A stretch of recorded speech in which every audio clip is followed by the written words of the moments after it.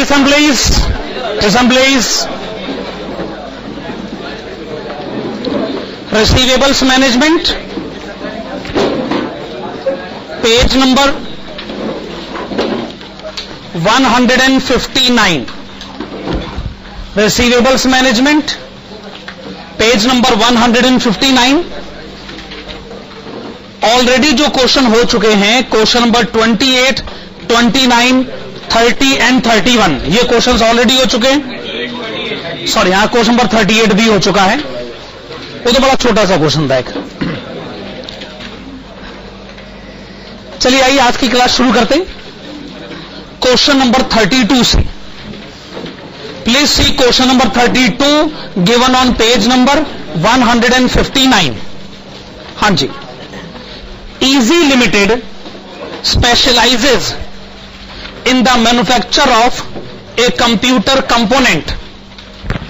The component is currently sold for ₹1000 and its variable cost is ₹800. For the year ended on 31st December 2008, the company sold on an average 400 components per month. At present, the company grants 1 month credit to its customers. The company is thinking of extending the same to 2 months, on account of which the following is expected: increase in sales, increase in stock, increase in creditors. You are required to advise the company on whether or not to extend the credit terms if A. all customers avail extended credit period of 2 months and B. existing customers do not avail the credit terms but only the new customers avail the same. Assume in this case the entire increase in sales is attributable to new customers. The company expects minimum return of 40% on the investment. तो आप एक काम करेगा, आप पहले लिखेगा option 1.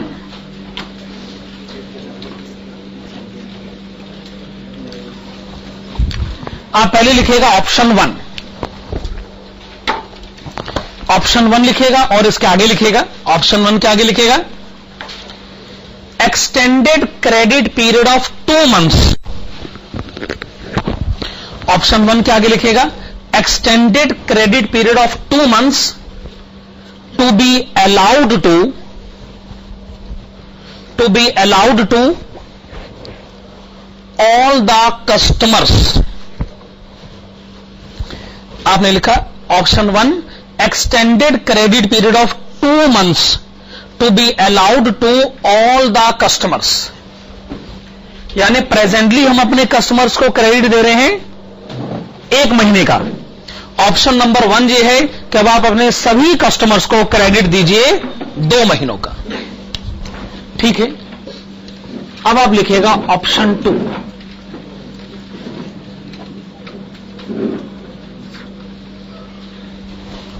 आप लिखिएगा option 2.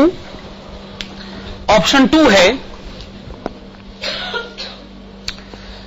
Extended credit period of 2 months.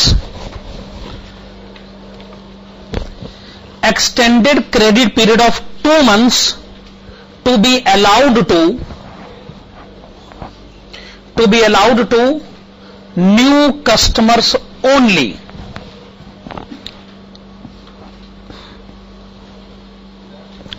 Brackets में लिखेगा in such a case comma existing customers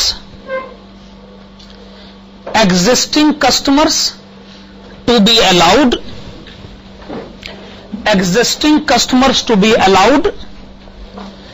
existing credit of 1 month. Existing customers to be allowed existing credit of 1 month. अब आप एक काम करिए, आप क्वेश्चन की इंफॉर्मेशन को पढ़ लीजिए. मैंने आपको दोनों ऑप्शंस के बारे में बता दिया है। अब आप इस क्वेश्चन को पहले पढ़ लीजिए।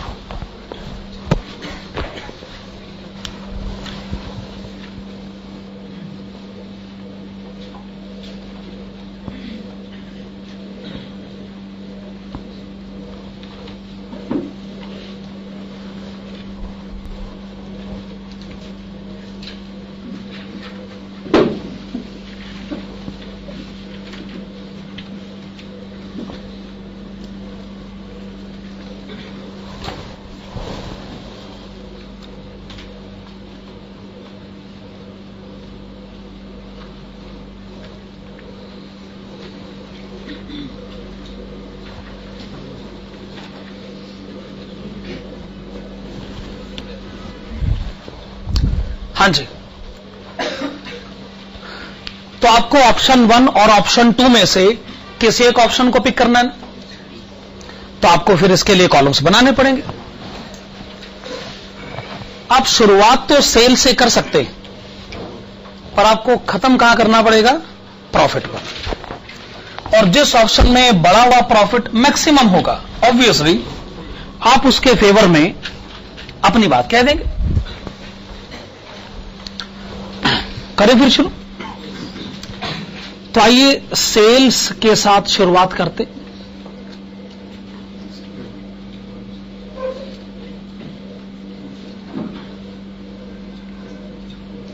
एग्जिस्टिंग। हां, तो एक जगह क्वेश्चन कहता है कि प्रेजेंटली हम एक महीने में 400 कंपोनेंट बेचते हैं प्रेजेंटली। अच्छा, तो आप सोचिए पूरे साल में आप कितने कंपोनेंट बेचेंगे? 400 मल्टीप्लाइड विद 12, ये भी ठीक है। अच्छा, एक यूनिट का सेलिंग प्राइस बताइए। 1000 रुपए। तो प्रेजेंटली सेल कितनी है? 48 लाख।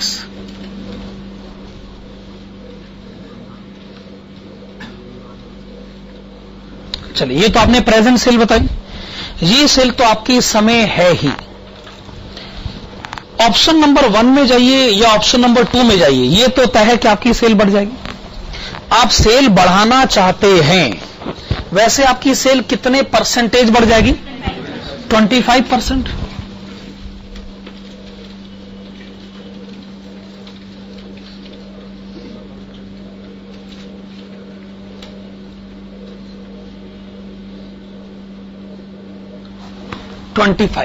कितना हो? 12 लाख।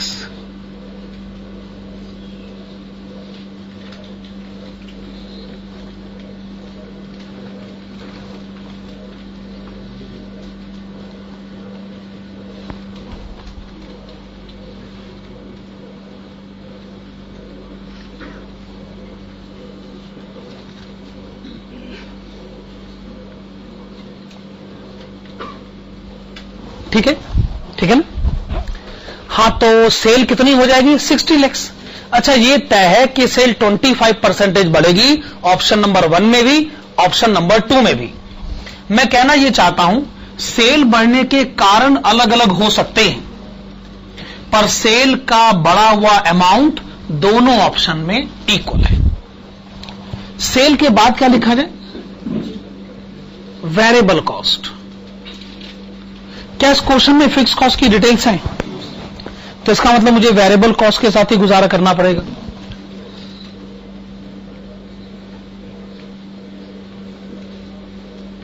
हां, तो आपने एक महीने में 400 कंपोनेंट बेचने हैं, पूरे साल में 400 इंटू 12, और एक कंपोनेंट का वेरिएबल कॉस्ट 800 रुपए, 38,40,000।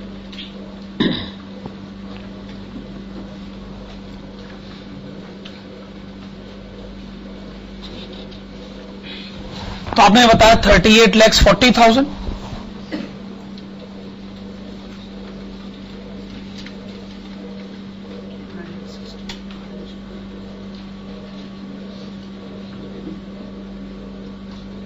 अगर सेल 25% बढ़ेगी तो वेरिएबल कॉस्ट भी तो 25% बढ़ना चाहिए। 9,60,000।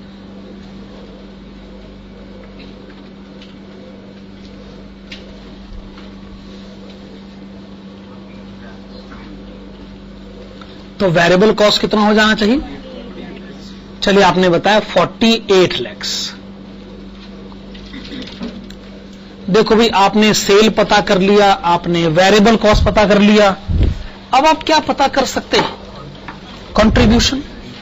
ठीक है, तो लिखिएगा कंट्रीब्यूशन।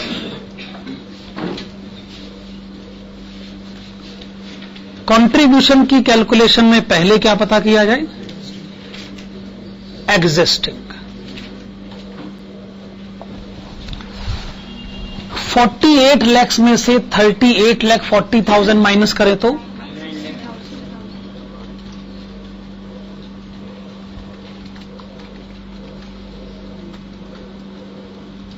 आपने बताया 9,60,000। हम ये जानना चाहेंगे कि एडिशनल कंट्रीब्यूशन कितना है।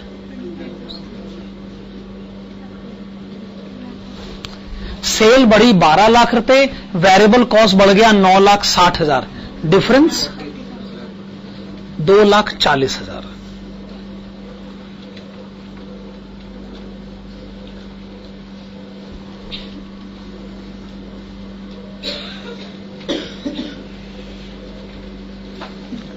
अब टोटल कंट्रीब्यूशन कितना हो गया? 12 लाख।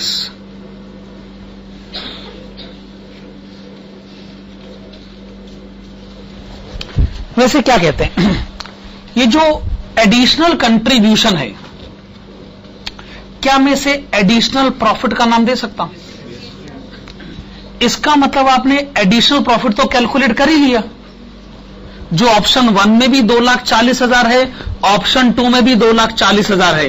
तो क्या मैं ये कह दूं कि दोनों ऑप्शन मेरे लिए एक जैसे हैं? नहीं, क्योंकि अभी हमने दो मुद्दों पर बात ही नहीं करी। एक हमने डेटर्स के बारे में बात नहीं करी, दूसरा हमने फाइनेंस के बारे में बात नहीं करी। तो इतनी जल्दी हम कंक्लूजन कैसे दे सकते हैं? अब आप लिखिएगा एडिशनल इन्वेस्टमेंट। एडिशनल इन्वेस्टमेंट, देखिए जब आप कहते हैं एडिशनल इन्वेस्टमेंट तो उसमें तो एक तो है डेटर्स, दूसरा है स्टॉक और तीसरा है creditors.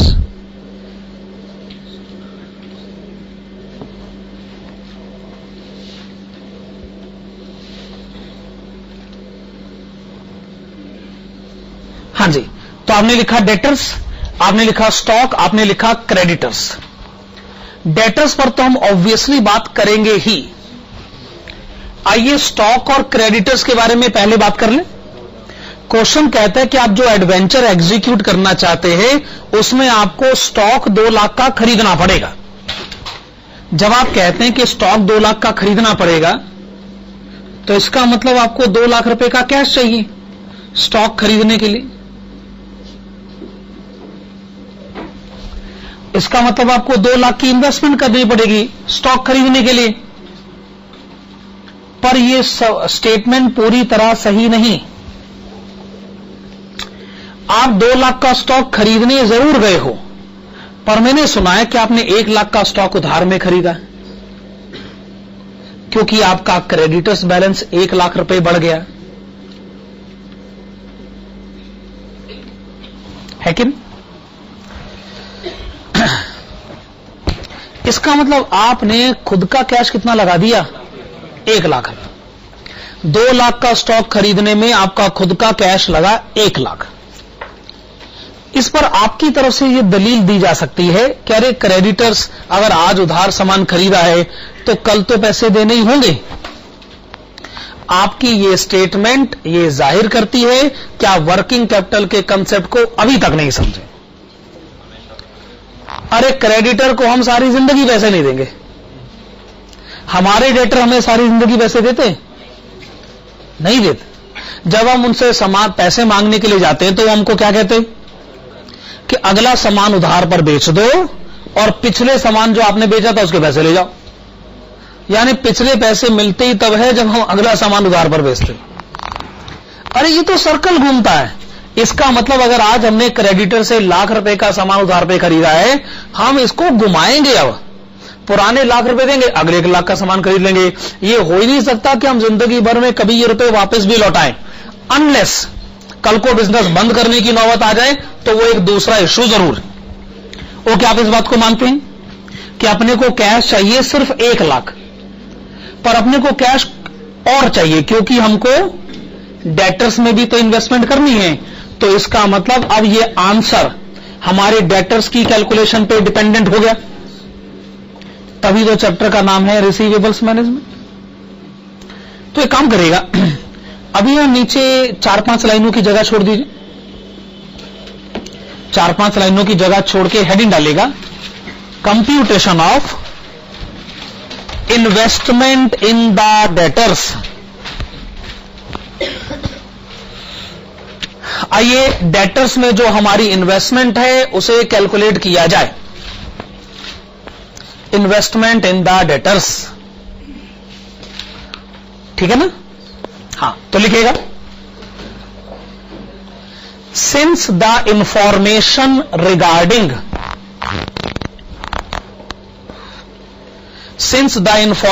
Regarding total cost is not available, since the information regarding total cost is not available, comma, it is decided to compute the investment made in debtors. It is decided to compute the investment made in debtors on the basis of variable cost. It is decided to compute the investment made in debtors on the basis of variable cost. Okay? अगले paragraph में लिखिएगा present credit period is 1 month. Present credit period is 1 month, and as such, the present investment in debtors,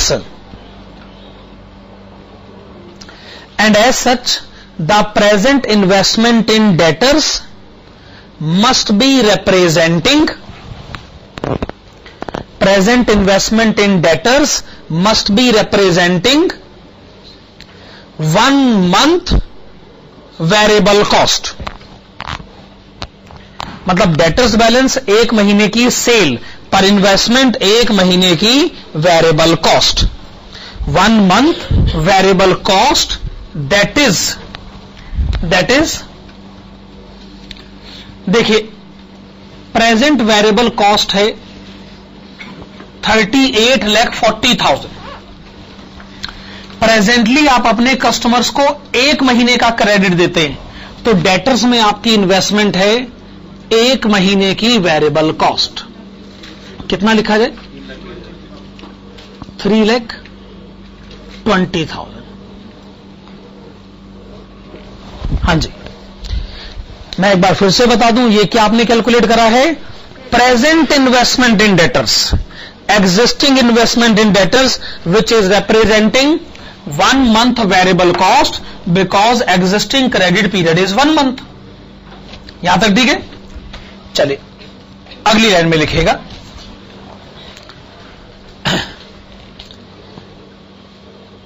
in proposed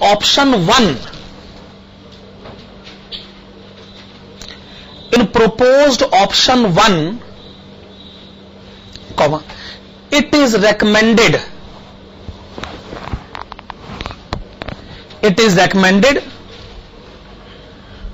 to extend credit period. It is recommended to extend credit period to 2 months. To extend credit period of 2 months, and such extension is to be allowed to all the customers, and such extension is to be allowed to all the customers. Full stop. Hence, comma, the investment in the debtors, hence the investment in the debtors must be representing, the investment in the debtors must be representing 2 months variable cost, 2 months variable cost. That is, देखिए अब आपकी total variable cost कितनी हो चुकी है, यहां से देखिएगा रुपीस 48 lakhs.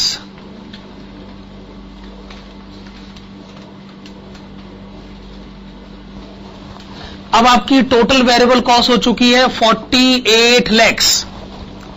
ये एनुअल वेरिएबल कॉस्ट है. आप मुझे 2 मंथली वेरिएबल कॉस्ट बताएं. 8 lakhs.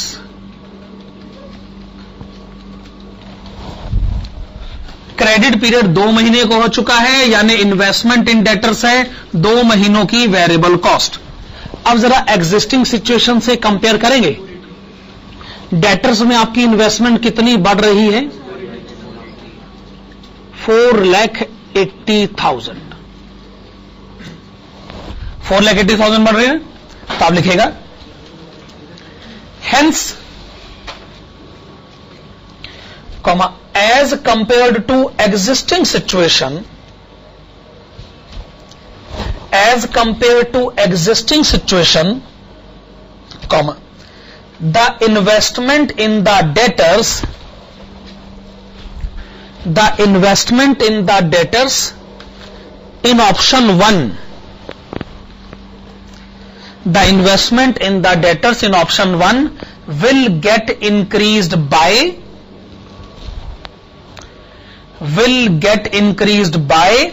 rupees 4,80,000. 4,80,000. 4,80,000 कैसे आया? 8 lakh minus 3,20,000. ओके, ठीक है. तो आपने ये पता कर लिया है कि ऑप्शन 1 में आपकी डेटर्स में इन्वेस्टमेंट कितनी बढ़ जाएगी. आइए अब हम ऑप्शन 2 के बारे में बात करें. लिखिएगा, in proposed option 2, in proposed option 2, in proposed option 2, the extended credit period of 2 months, in proposed option 2, the extended credit period of 2 months is to be allowed to new customers only. ऐसी situation में existing customers का क्या होगा? उनको existing 1 महीने का credit दिया जाता रहेगा.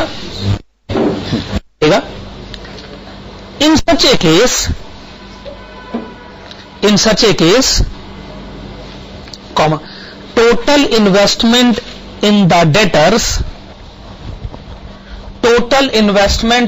debtors is computed below.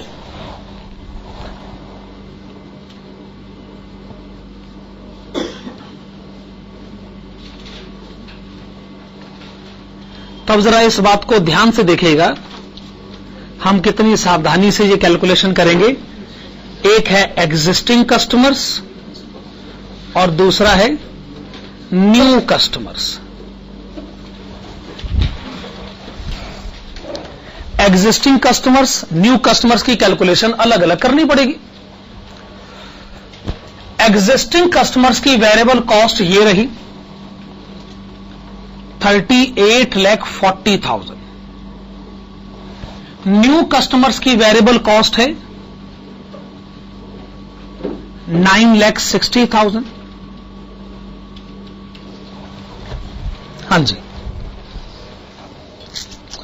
चूंकि आप एग्जिस्टिंग कस्टमर्स को आज भी 1 महीने का क्रेडिट दे रहे हो, तो एग्जिस्टिंग कस्टमर्स में आपकी इन्वेस्टमेंट है 1 महीने की वेरिएबल कॉस्ट 3,20,000 और आप नए कस्टमर्स को 2 महीने का वेरिएबल 2 महीने का क्रेडिट दे रहे हो, तो उनमें आपकी इन्वेस्टमेंट है 2 महीने की वेरिएबल कॉस्ट 1,60,000 और दोनों का टोटल 4,80,000। हम देखते हैं कि पुराना 3,20,000 तो आज भी है। इसका मतलब आपकी डेटर्स में इन्वेस्टमेंट बढ़ी सिर्फ न्यू कस्टमर्स के कारण है, और वो कितनी बढ़ी है? 1,60,000 है कि नहीं? तो आप लिखें hence as compared to existing situation, as compared to existing situation, comma, the investment in the debtors in option 2, the investment in the debtors in option 2 will get increased by rupees 1,60,000, 1,60,000 रुपए।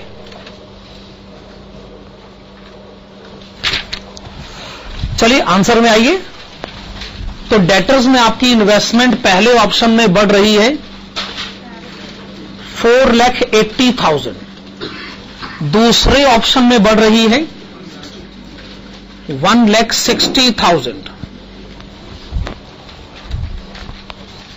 ठीक है ना? Option number 1 में जाने का मतलब है कि आपको बिजनेस में और फंड्स इन्वेस्ट कितने करने होंगे? 4,80,000 जमा 2 लाख घटा 1 लाख, 5,80,000। ऑप्शन 2 में जाने का मतलब 2,60,000।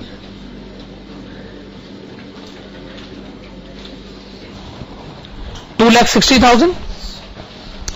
तो आपने एडिशनल इन्वेस्टमेंट बता दिया है ऑप्शन 1 में भी और ऑप्शन 2 में भी।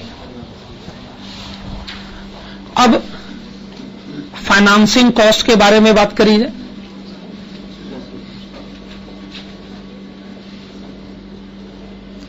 Financing cost on additional investment at rate of, question में लिखा होगा 40%।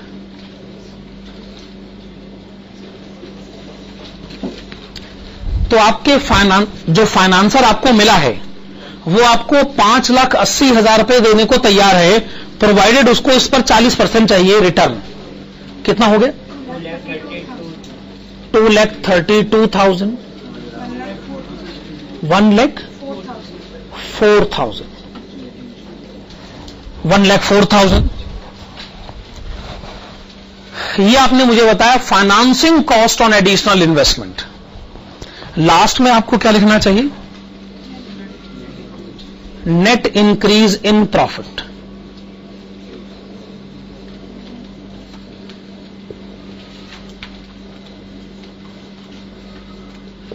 हां जी, दोनों ऑप्शन ये कह रहे थे कि आपका प्रॉफिट बढ़ेगा 2,40,000। हमें इससे इनकार नहीं है, हमारा बिजनेस हमको 2,40,000 का प्रॉफिट बढ़ा के दे रहा है। पर प्रॉब्लम यह है कि कमाई पर पहला हक फाइनेंसर का होता है। 2,40,000 में से मुझे फाइनेंसर को कितने देने होंगे? 2,32,000। मेरे घर कितना पहुंचेगा? बाकी बचा 8,000। ठीक है ना? 2,40,000 में से फाइनेंसर ले जाएगा 1,04,000, मेरे घर पहुंचेगा 1,36,000। बिजनेस के पॉइंट ऑफ व्यू से दोनों ऑप्शन एक जैसे हैं। बिजनेस कभी फाइनेंस के बारे में बात थोड़ी करता है। बिजनेस का जो डिस्कशन है वो ईबीआईटी पर आकर खत्म हो जाता है।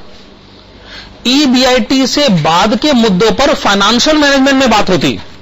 तो बिजनेस कहेगा मेरे लिए तो दोनों ऑप्शन एक जैसे हैं। अब आपके घर सारे पैसे नहीं पहुंचते तो ये मेरी समस्या थोड़ी है, ये तो आपकी समस्या है। आपने क्यों लोन ले रखा है? अगर आपने लोन नहीं लिया होता तो ऐसे झंझट ही ना होते। तो इसका मतलब ये फाइनेंशियल कैलकुलेशन है, ये बिजनेस कैलकुलेशन नहीं है। इस बात को आप समझ रहे हैं ना?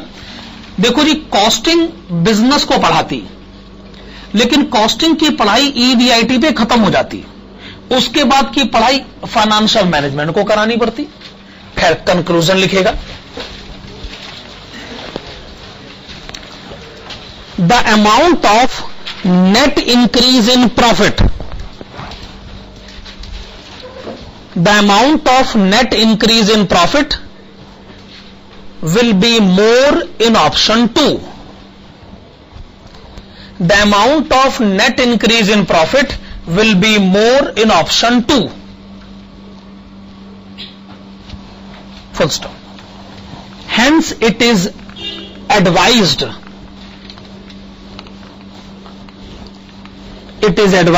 to extend the credit period.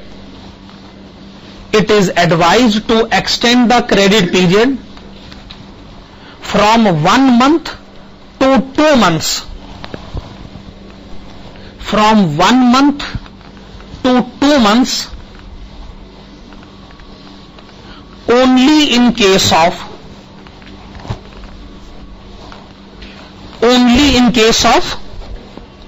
new customers. Only in case of new customers.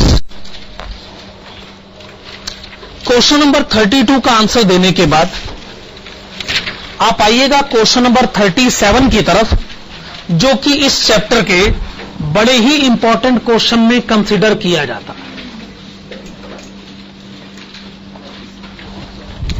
Question number 37 काफी इंपॉर्टेंट क्वेश्चन है। हां जी, the present credit terms of P company are 1/10 net 30. एक बार फिर से क्या लिखा है?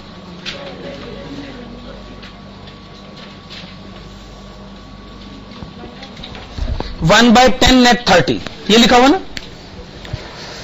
मैं आपको ये बताना चाहूंगा कि बड़ी सारी बातें इसलिए मार्केट में प्रिवेल करती हैं क्योंकि उनका चलन बड़े टाइम से चला आ रहा होता है, तो हम लोग उसके ऐसे होने पे ऑब्जेक्शन नहीं करते, और हो सकता है हमें उसका मतलब ही ना मालूम, पता नहीं ऐसा क्यों लिखा जाता है।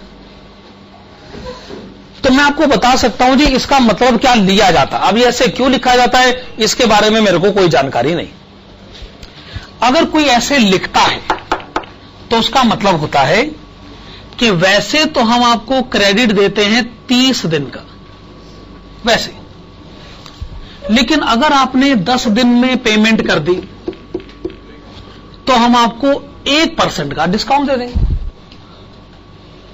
तो ऐसे बात लिखी जाती, ऐसे बात कही जाती है। अब क्यों कही जाती है मुझे क्या पता भाई, मैं तो आपको बता सकता हूं जिसका ये मतलब होता है। मान लो कहीं लिखा हुआ मिले 3/15 नेट 35, तो इसका क्या मतलब? वैसे क्रेडिट पीरियड 35 दिन का, अगर 15 दिन में पेमेंट करोगे 3% माफ कर देंगे। चलो आगे बढ़े। Its annual sales are ₹80 lakhs, average collection period of 20 days। ये क्या बात हुई बोला? अभी तो हम कह रहे हैं कि क्रेडिट पीरियड 30 दिन का है। इस पर हमारा जवाब है हाँ वो ठीक है, पर एवरेज कलेक्शन पीरियड तो 20 दिन का है। देखो सारे कस्टमर तो 30 दिन के बाद पेमेंट नहीं करते होंगे, कुछ कस्टमर तो पहले दिन में पेमेंट कर देते। अच्छा, बड़े सारे कस्टमर ऐसे भी तो होंगे जो 10 दिन में पेमेंट करके 1% डिस्काउंट की डिमांड करेंगे। तो ये हम आपको ऑन एन एवरेज बता रहे हैं भाई, ये ऑन एन एवरेज है। अच्छा, जैसे किसी टेलीफोन कंपनी के, मोबाइल फोन कंपनी के करोड़ों सब्सक्राइबर हो सकते। जब आपके घर टेलीफोन का बिल आता है तो उसमें आपको 15 दिन का टाइम दिया जाता है। तो क्या सभी कस्टमर्स 15वें दिन में जाके पैसे देते? कुछ तो ऐसे जो पहले दिन पैसे दे जाते, कुछ दूसरे दिन, कुछ तीसरे दिन।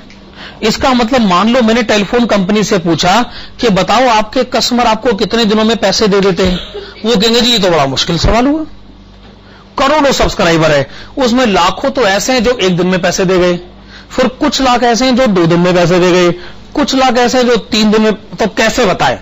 हमने कहा तो इसमें कौन सी मुश्किल वाली बात है, एवरेज ही बता दो।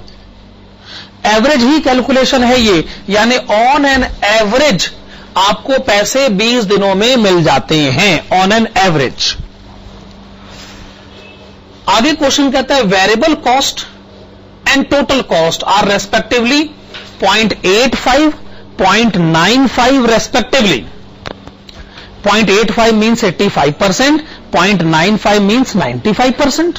ओके, तो 85% variable cost, 95% total cost. Cost of capital is 10%.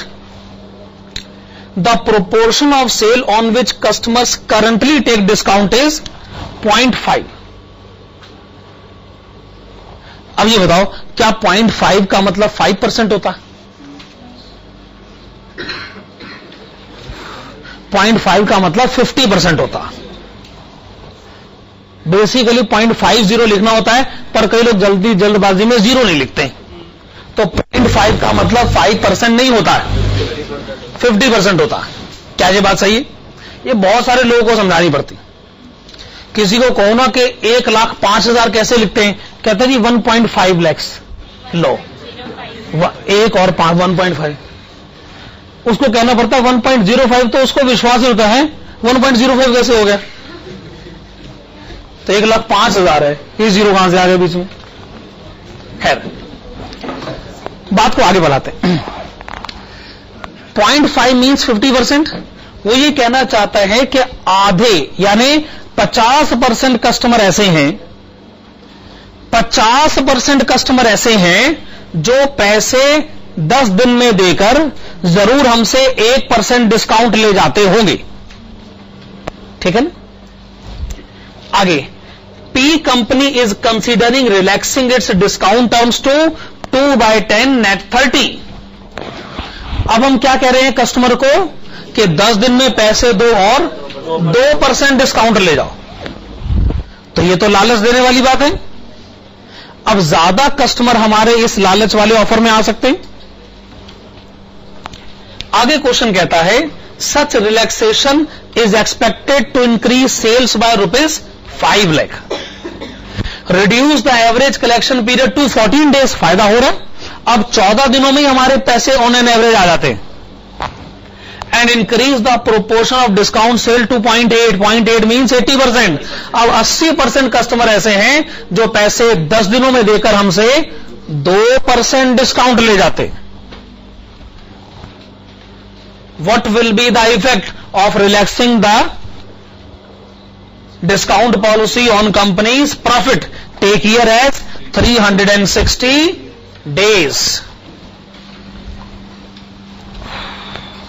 मैंने कहा ये काफी इंपॉर्टेंट क्वेश्चन है।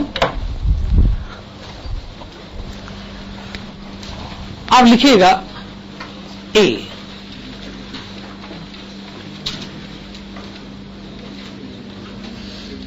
डिस्काउंट।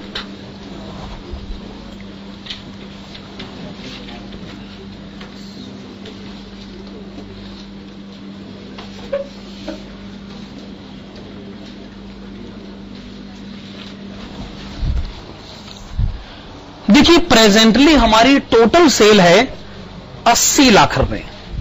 प्रेजेंटली हमारी टोटल सेल है 80 लाख रुपए, और 50% कस्टमर ऐसे हैं जो पैसे देने जल्दी आ जाते, और हमें उनको कितना डिस्काउंट देना पड़ता है? 1%।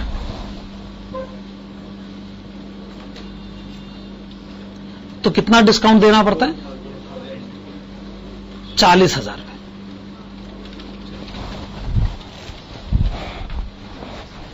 40 लाख का 1% 40,000 ही होता है। इसका मतलब प्रेजेंटली हम डिस्काउंट दे रहे हैं 40,000 रुपए, ठीक है ना?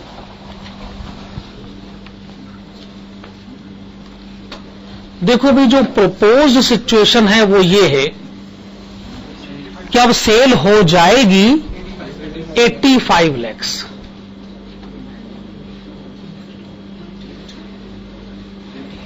सेल 5 लाख बढ़ जाएगी ना। अब क्या होगा कि 80% कस्टमर्स ऐसे हैं जो पैसे देने जल्दी आ जाएंगे और हमसे कितना डिस्काउंट दे जाएंगे? 2%। कितना हुआ?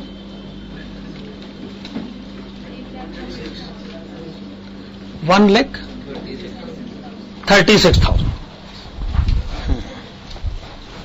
यानी जो पुराना डिस्काउंट 40,000 है अब वो बढ़कर हो जाएगा 1,36,000।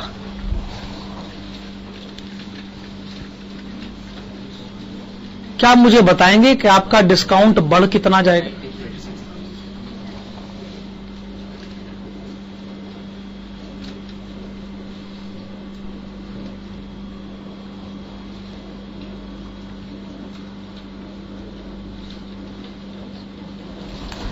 आपने तो शुरुआत ही अनफेवरेबल फैक्टर से करी,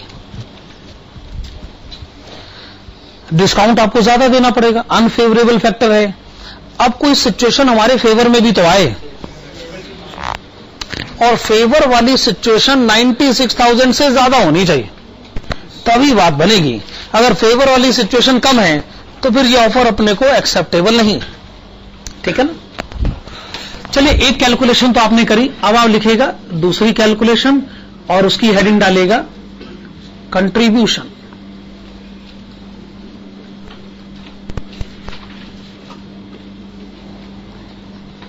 हमें यह जानकारी मिली है कि हमारी सेल बढ़ जाएगी 5 लाख रुपए, पर आप जानते हैं बढ़ी हुई सेल और बढ़ा हुआ प्रॉफिट दो अलग अलग बातें होती। भाई ऑब्वियस सी बात है, अगर सेल बढ़ेगी तो वेरिएबल कॉस्ट भी बढ़ना चाहिए, है ना। ऑब्वियस सी बात है, सेल बढ़ेगी तो वेरिएबल कॉस्ट भी बढ़ना चाहिए। हालांकि ये मैं मानता हूं कि फिक्स कॉस्ट नहीं बढ़ना चाहिए, लेकिन वेरिएबल कॉस्ट तो बढ़ना चाहिए। क्वेश्चन में वेरिएबल कॉस्ट लिखा है 0.85, दैट इज 85%। 85% हो गया 4,25,000 रुपए। डिफरेंस बताया जाए 75,000। 75,000 के आगे क्या लिखा जाए? इंक्रीज इन प्रॉफिट, क्योंकि जितना कंट्रीब्यूशन बढ़ता है उतना ही प्रॉफिट बढ़ता है।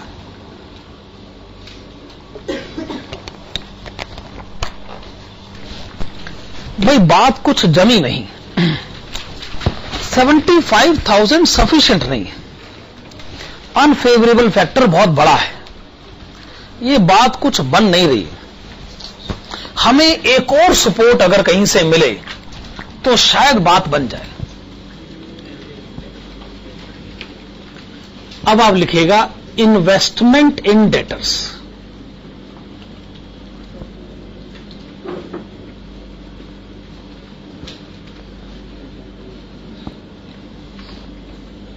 ठीक है ना, इन्वेस्टमेंट इन डेटर्स, शायद यहां कुछ बात बने। अच्छा, इसकी कैलकुलेशन में आप शुरुआत कहां से करेंगे? आप लिखिएगा प्रेजेंट कलेक्शन पीरियड। प्रेजेंटली हमें कस्टमर से पैसे कितने दिनों में मिल जाते हैं?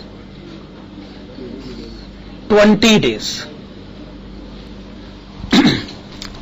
तो डेटर्स बैलेंस 20 दिनों की सेल पर इन्वेस्टमेंट 20 दिनों की कॉस्ट।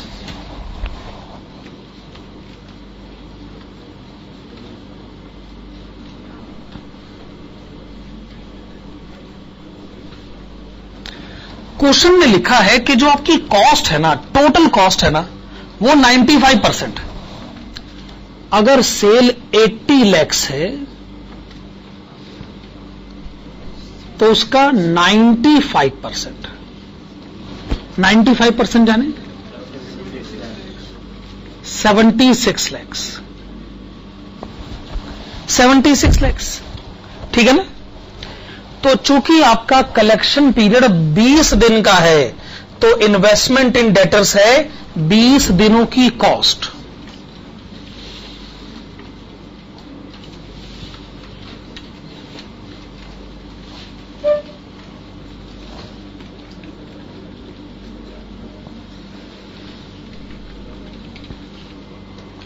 देखो भी एनुअल टोटल कॉस्ट है 76 lakhs। ये कितने दिनों की कॉस्ट है? 360। हम तो 20 दिनों की कॉस्ट जानना चाहते हैं, बताइए।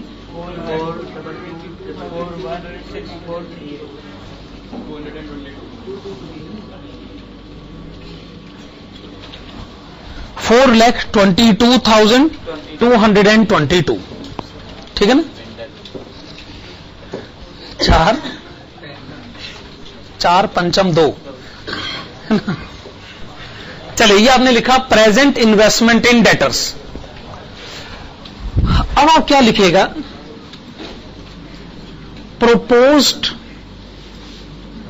Collection period. बताइएगा नई सिचुएशन में कस्टमर से पैसे कितने दिनों में मिल जाएंगे? 14 days। सही बात है। तब आप क्या कहने लगोगे कि डेटर्स में हमारी इन्वेस्टमेंट है 14 दिनों की कॉस्ट। ओके, पहले आप टोटल कॉस्ट पता करें, उसके बाद ही आप 14 दिनों की कॉस्ट बता सकते हैं। देखो भाई, प्रेजेंट टोटल कॉस्ट आपकी ये रही 76 लाख, लेकिन ये प्रेजेंट टोटल कॉस्ट है, ये प्रेजेंट टोटल कॉस्ट,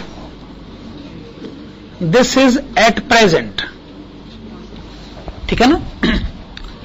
आप जो नया एडवेंचर करने जा रहे हैं उसमें आपकी वेरिएबल कॉस्ट कितनी बढ़ जाएगी? ये रही 4,25,000 रुपए। 4,25,000 क्या है? Increase in variable cost.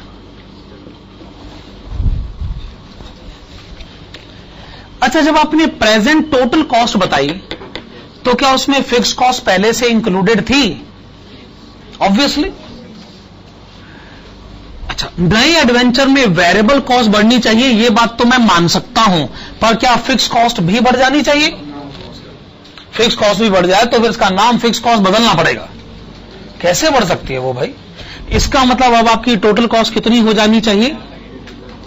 फिर से बताइए। 80,25,000,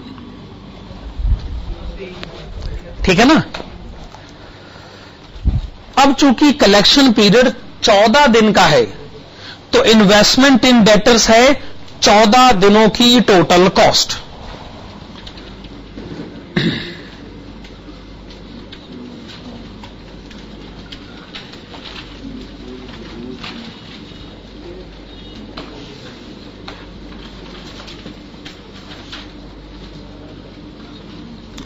अब टोटल कॉस्ट हो चुकी है 80,25,000, लेकिन हम जानना चाहते हैं 14 दिनों की टोटल कॉस्ट।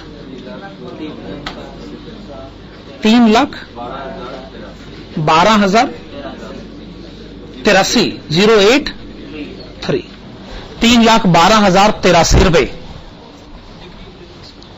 तो जब हम एग्जिस्टिंग सिचुएशन से कंपेयर करते हैं तो डेटर्स में इन्वेस्टमेंट कम हो गई।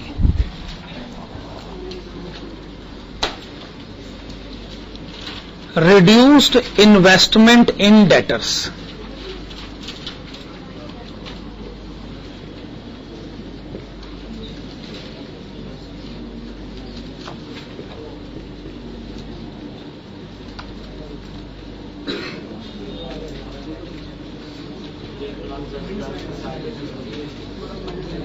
आपने बताया 1,10,000 139 1,10,139 रिड्यूस इन्वेस्टमेंट इन डेटर्स। मैं फिर से एक बात बताना चाहूंगा, ये आप ही के पैसे थे जो डेटर्स में फंसे हुए थे। अब अगर ये पैसे वापस आ गए तो ये कोई एडवांटेज नहीं है, पर इन रुपयों को आप कहीं इन्वेस्ट करके अगर इस पर कुछ कमा लें तो वो तो एडवांटेज है। फाइनेंशियल बेनिफिट, क्वेश्चन में कॉस्ट ऑफ कैपिटल लिखा हुआ है 10%। तो आइए इन फंड्स को कहीं इन्वेस्ट करके इनके ऊपर 10% कमाया जाए। 10% of 1,10,139 financial benefit 11,014।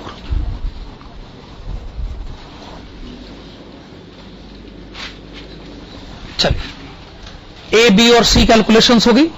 D calculation लिखिएगा, नेट इंपैक्ट ऑन प्रॉफिट।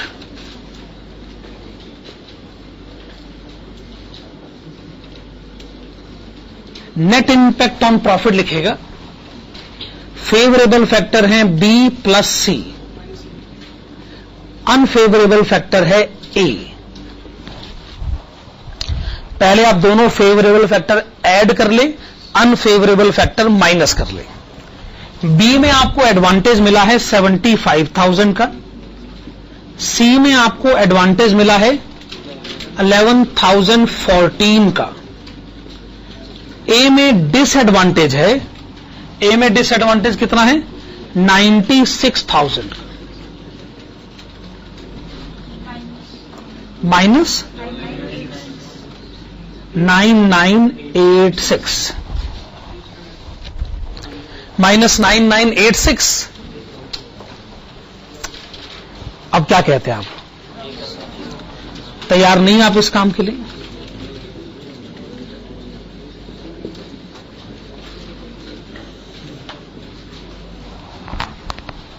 हाँ जी, लिखिएगा, the relaxation in the discount policy, the relaxation in the discount policy is not recommended as it may lead to decrease in profit. It may lead to decrease in profit to the extent of rupees 9,986. 9,986.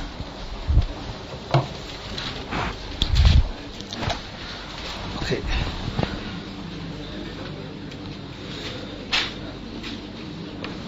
Question number 41. Question number 41. Following information is provided to you. Question number 41. Following information is provided to you. A. Total sales being 1,20 lakhs. Credit sales 75% of total sale. 60% of customers pay their amount within 10 days and remaining 40% customers pay their amount within 60 days. Cost of capital is 80%, cost of sales is 80%. 50% financing is arranged at rate of 14%, remaining 50% at rate of 15%. Total 360 days in a year. Required number 1, average collection period. Number 2, debtors balance. Number 3, investment in debtors. Number 4, financing cost of investment in debtors.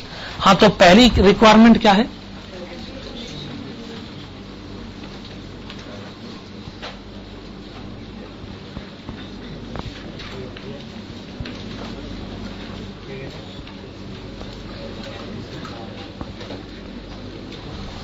तो लिखिएगा average collection period. Question कहता है point number C में कि हमारे पास कुछ ऐसे customers हैं जो 10 दिनों में पैसे दे देते।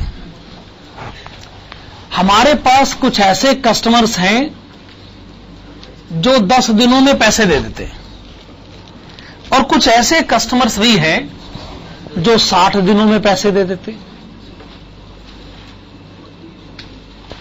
ठीक है ना? हम जानना चाहते हैं कि हमारे कस्टमर्स ऑन एन एवरेज कितने दिनों में पैसे दे देते हैं।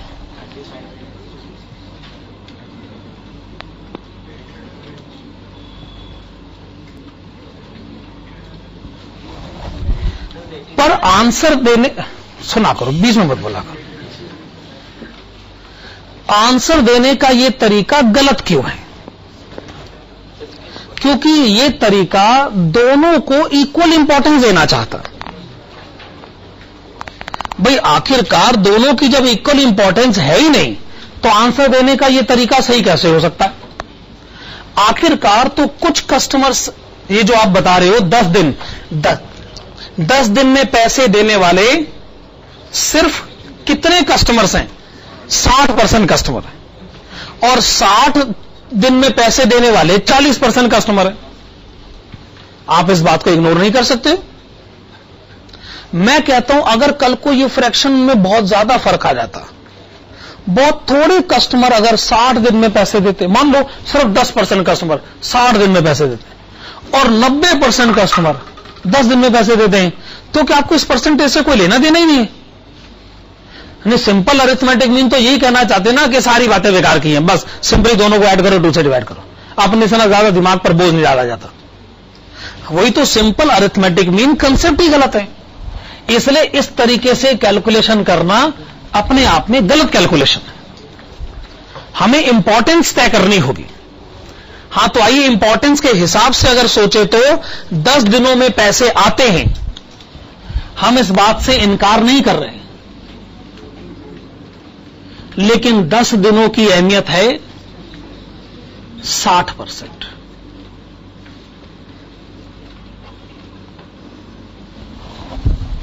दस दिनों को 60% इंपॉर्टेंस दी जाए। 60 दिनों में भी पैसे आते हैं पर 40% कस्टमर ऐसा करते हैं, तो 60 दिनों को 40% इंपॉर्टेंस दी जाए।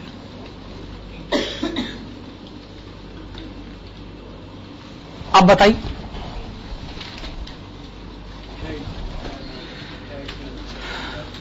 The answer is 30 days.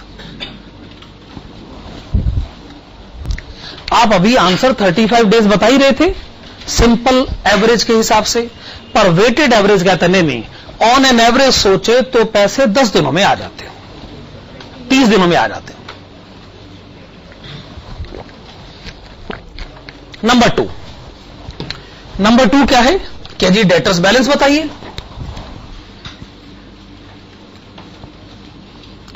अच्छा, अगर डेटर्स बैलेंस ही बताना है तो अगर आपका एवरेज कलेक्शन पीरियड 30 दिन का है तो डेटर्स बैलेंस हो गया 30 दिनों की क्रेडिट सेल। ओके, तो फार्मूला लगाइएगा, annual credit sale multiplied with 30 days divided by 360 days.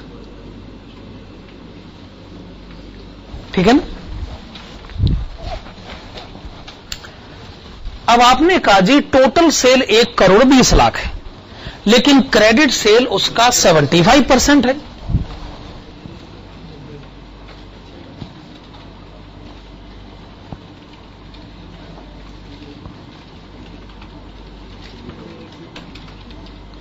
तो क्रेडिट सेल कितनी हो गई? 90 लाख। तो एनुअल क्रेडिट सेल 90 लाख है, पर मैं 30 दिनों की क्रेडिट सेल जानना चाहता हूं। तो आपने बताया 7.5 लाख रुपए।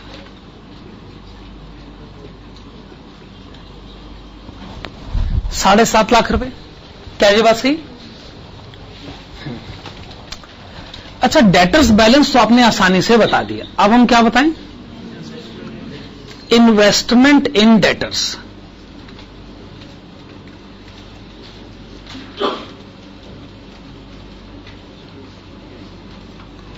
देखो भाई, डेटर्स बैलेंस है 30 दिनों की क्रेडिट सेल, पर इन्वेस्टमेंट है 30 दिनों की कॉस्ट, लेकिन वो कॉस्ट जो क्रेडिट सेल के कंटेक्स्ट में।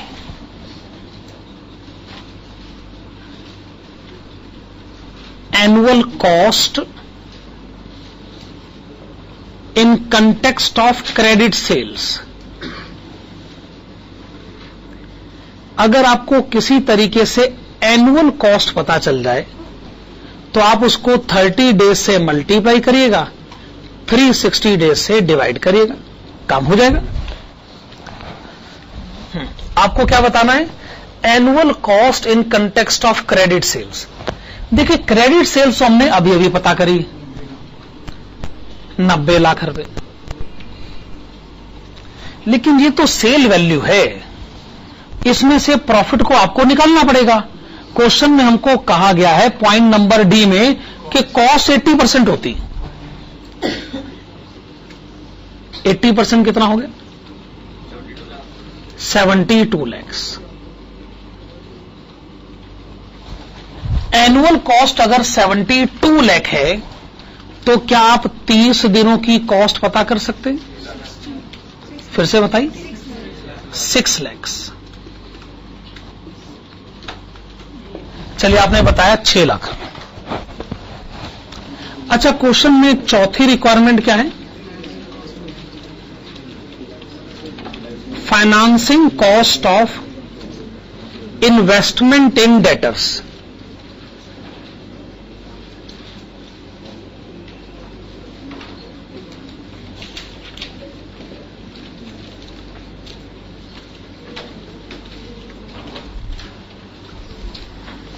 हाँ जी, क्वेश्चन कहता है ये जो हमने फाइनेंसिंग करवा रखी है ना, ये हमने एक आदमी से नहीं करवाई।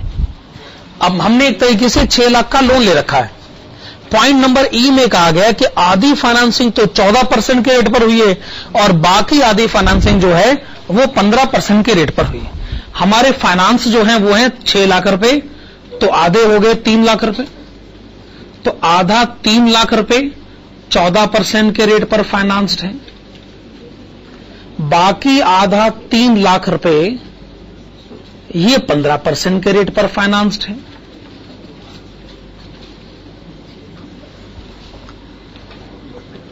चौदह % के रेट पर फाइनेंसिंग कॉस्ट कितनी?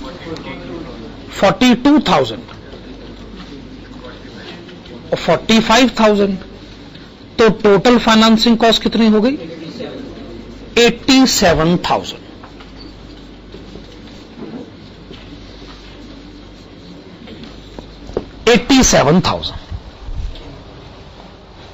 ये आपने क्वेश्चन नंबर 41 का आंसर दे दिया। सिंपल सा ही क्वेश्चन था, वैसे कोई बहुत ज्यादा टेक्निकल मैटर तो इसमें था ही नहीं। क्वेश्चन नंबर 41 को अटेम्प्ट करने के बाद अब आप आइएगा क्वेश्चन नंबर 36 की तरफ।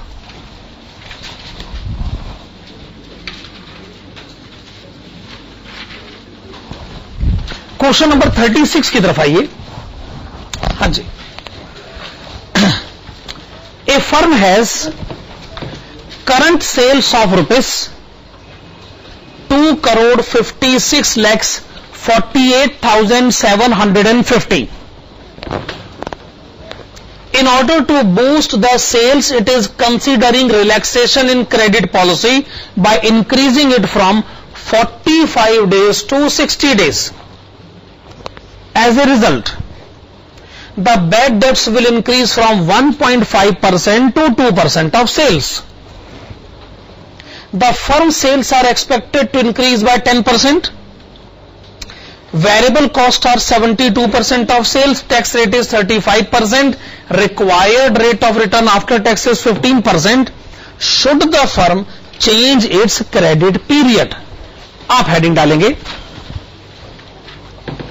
Evaluation of evaluation of the decision regarding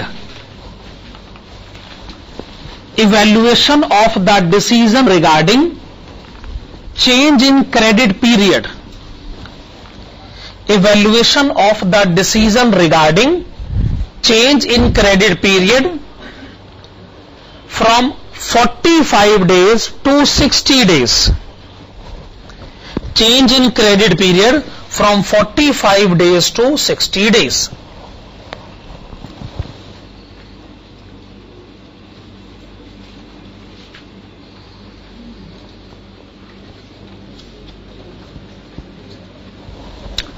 question में इंफॉर्मेशन ये है, अगर आपने क्रेडिट पीरियड में बदलाव किया तो इससे होगा ये कि आपकी सेल जो है ना वो 10% इंक्रीज कर जाएगी। हम वही तो जानना चाहते हैं, सेल कितनी बढ़ जाएगी।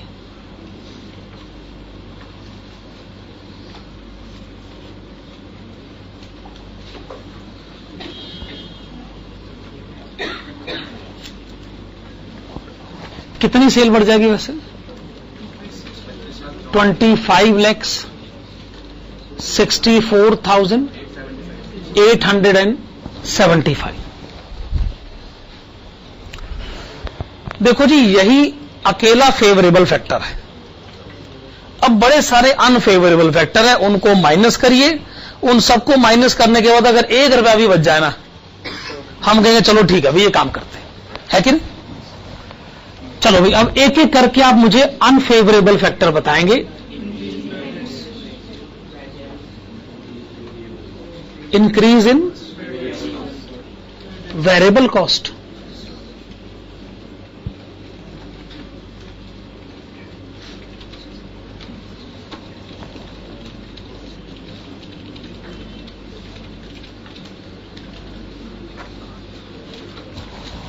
जितनी सेल बढ़ेगी उसका 72% वेरिएबल कॉस्ट भी बढ़ जाएगा।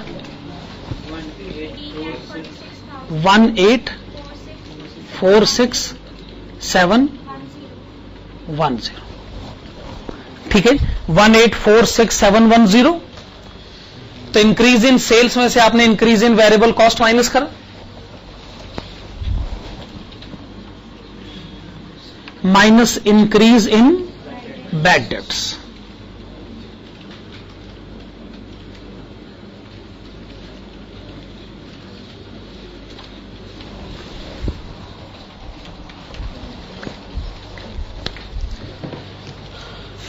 जब ये क्वेश्चन पेपर में आया था तो ज्यादातर स्टूडेंट्स बस इसी कैलकुलेशन को ठीक नहीं कर पाए, बाकी क्वेश्चन उनसे हो गया। भाई ये कैलकुलेशन नहीं, इंक्रीज इन बैड डेट्स नहीं कैलकुलेट कर पाया। बताओ,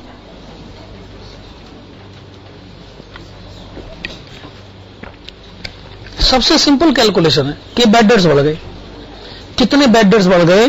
ज्यादातर स्टूडेंट इस कैलकुलेशन को डील नहीं कर पाए।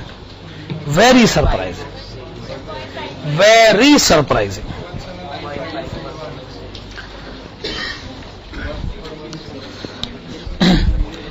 देखिएगा, आप भी देखोगे ना तो आपको अपनी गलती का एहसास होगा।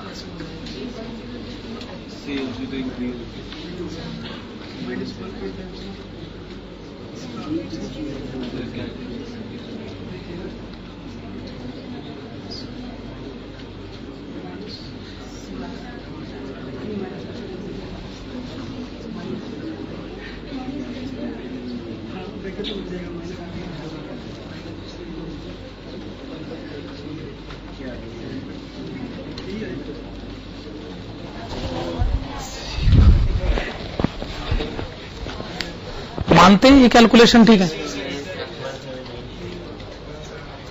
Basically increase in bad dates का मतलब क्या है?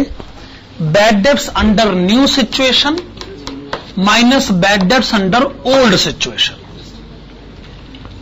ओल्ड सिचुएशन क्या है? पहले बैड डेट होता था पहले की सेल का 1.5%, है ना? अब बैड डेट कितना होगा? अब की सेल का 2%। अब की सेल यानी पुरानी सेल में नई सेल ऐड करोगे तो ये हो गई अब की सेल, और अब का बैड डेट अब की सेल का 2%। अब ये कैलकुलेशन ज्यादातर से डील नहीं कर पाए। बस वो आधे % के डिफरेंस के पीछे पड़े रहे। सिंपल सा मैथमेटिकल माइंड अप्लाई करिए, आधा % तो कैलकुलेशन ही गलत है ना। इंक्रीज इन बैड डेट्स का मतलब है new bad debt minus old bad debt. खैर चले, कितना है वैसे? 17954 ओके 179541। तो आपने इंक्रीज इन सेल्स में से पहले इंक्रीज इन वेरिएबल कॉस्ट, फिर increase in bad dates minus करा। अब आप मुझे डिफरेंस बताइए।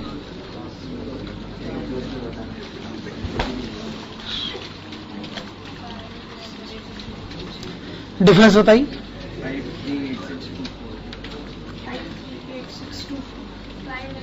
538624 538624। इसके आगे क्या लिखा जाए? Increase in profit before tax. Tax का रेट आपको कितना दे रखा है? 35%। 188518 188518 350106। Okay, this is increase in profit after tax. This is increase in profit after tax. Last में आप इसमें से माइनस करेंगे financing cost on additional investment in debtors.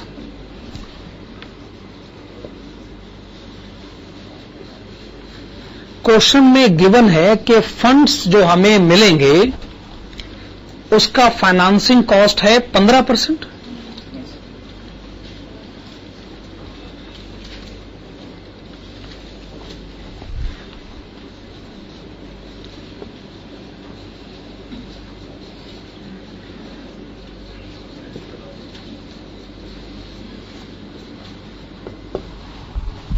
हाँ जी, बस आपको यह पता करना पड़ेगा कि आपको कितने फंड्स को अरेंज करना पड़ेगा इस काम के लिए। देखिए, मैं आपको बताना चाहूंगा कि फंड्स को अरेंज करने का मतलब क्या होता है। या तो आप एक काम करो, आप ना किसी से उधार ले लो, डिवेंचर इश्यू कर लो, लोन ले लो। यह काम करेंगे, नए शेयर इश्यू कर लो, शेयर होल्डर से पैसे मांग लो। इस क्वेश्चन में क्या मुझे इस बात का सबूत दे सकते हैं कि मैंने पैसे शेयर होल्डर से मांगे? मुझे इस क्वेश्चन में इस बात का सबूत चाहिए कि पैसे शेयर होल्डर से मांगे गए। हाँ, अगर मैंने डिवेंचर होल्डर से पैसे मांगे होते तो तुम्हें इंटरेस्ट देता। इंटरेस्ट तो टैक्स से पहले डील होता। अब अगर आप टैक्स के बाद फाइनेंसिंग कॉस्ट कैलकुलेट करोगे तो इसका मतलब आप डिविडेंड की कैलकुलेशन करना चाहते हैं। इसका मतलब आपने पैसे शेयर होल्डर से मांगे। क्या ये बात सही? जो हमें पता तो तभी चल गया था जब क्वेश्चन ने कहा cost of capital 15% after tax. बताओ, वो ये कहना चाहते हैं पहले टैक्स की कैलकुलेशन कर लेना, फिर देखेंगे इस बात को। फिर देखेंगे क्या मतलब? फिर तो डिविडेंड देखना पड़ जाएगा। टैक्स के बाद कैलकुलेशन करवाओगे तो फिर इसका मतलब आप डिविडेंड की कैलकुलेशन करवाना चाहते हैं। चलिए ठीक है, पैसे जहां से मर्जी आए, पता तो करिए कि पैसे आएंगे कितने। तो चलिए हेडिंग डालेगा, computation of additional investment in debtors. Computation of additional investment in debtors. तो आप लिखेंगे since the information regarding total cost since the information regarding total cost is not available. Since the information regarding total cost is not available, comma, it is decided to compute the investment made in debtors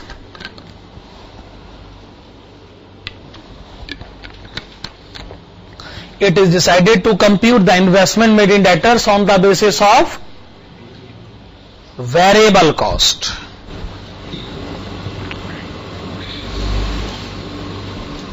okay, तो तय हो गया, हम variable cost के basis पर इसका answer देना चाहेंगे।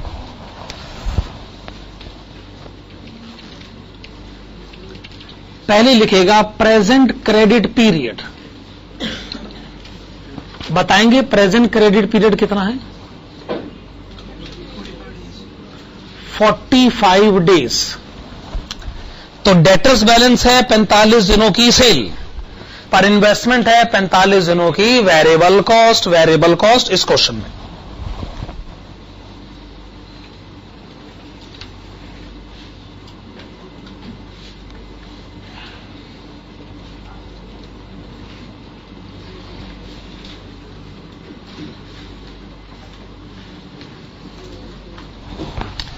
प्रेजेंट सेल कितनी है, जितनी भी है, वेरिएबल कॉस्ट उसका 72%। प्रेजेंट सेल है 2,56,48,750। ये प्रेजेंट सेल है और present variable cost present sale का 72%। 1,84,67,100। So present variable cost present sale का 72%। हम तो जानना चाहते हैं present investment in debtors. Present investment in debtors 45 दिनों की variable cost, total variable cost 1,84,67,100। ये रिप्रेजेंट करता है कितने दिनों को, 365 दिनों को। आप सोचिए 45 दिनों की वेरिएबल कॉस्ट कितनी हुई, 22,76,766। 22,76,766, ठीक है ना। ये आपने मुझे बताया present investment in debtors.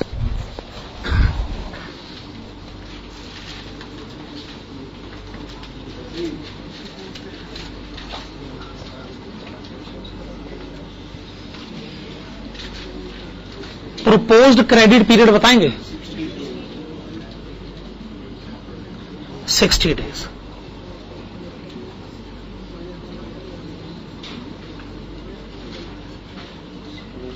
Proposed variable cost, वैसे पहले आपकी वेरिएबल कॉस्ट ये रही 1,84,67,100।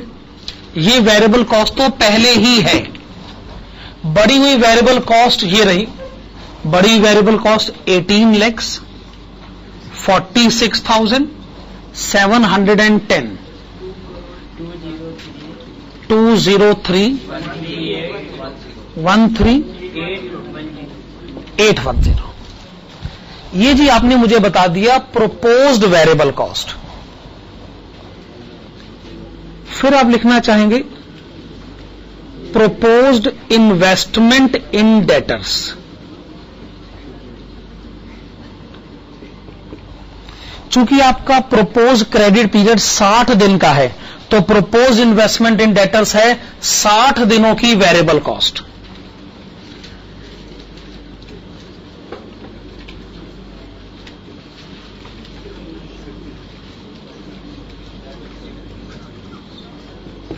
साठ दिनों की वेरिएबल कॉस्ट कितनी लिखी जाए,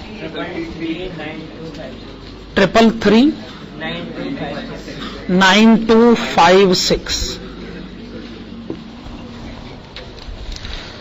अब जरा एग्जिस्टिंग सिचुएशन से कंपेयर करके बताइए डेटर्स में इन्वेस्टमेंट कितनी बढ़ रही है?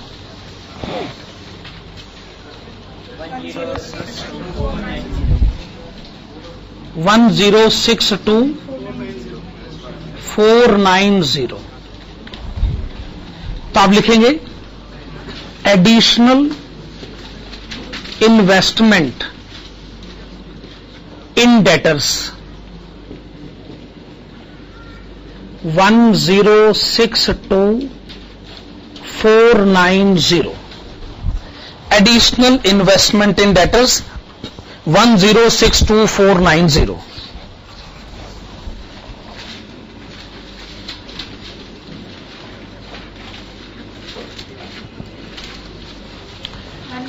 ये आपने फंड्स अरेंज करे और कॉस्ट ऑफ कैपिटल है 15%। 159,374। चलिए फाइनली आपकी जेब में रह गया 190,732। ओके 190,732। तो अल्टीमेटली हमारी जेब में कुछ बचा ही है, तो इसका मतलब हम इसके फेवर में हैं। कंक्लूजन लिखेगा,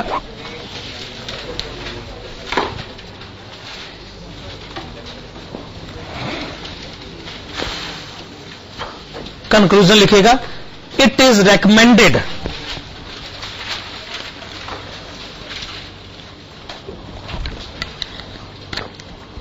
it is recommended to increase the credit period.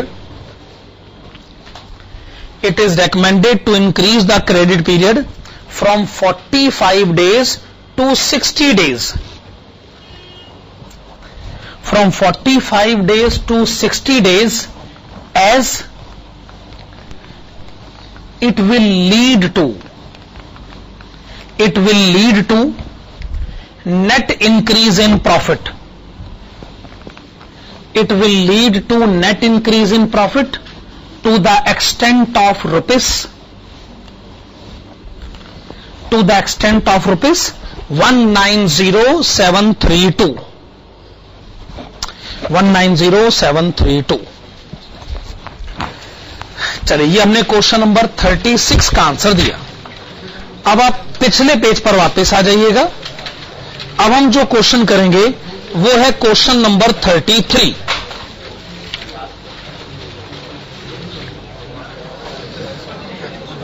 Question number 33, हाँ जी।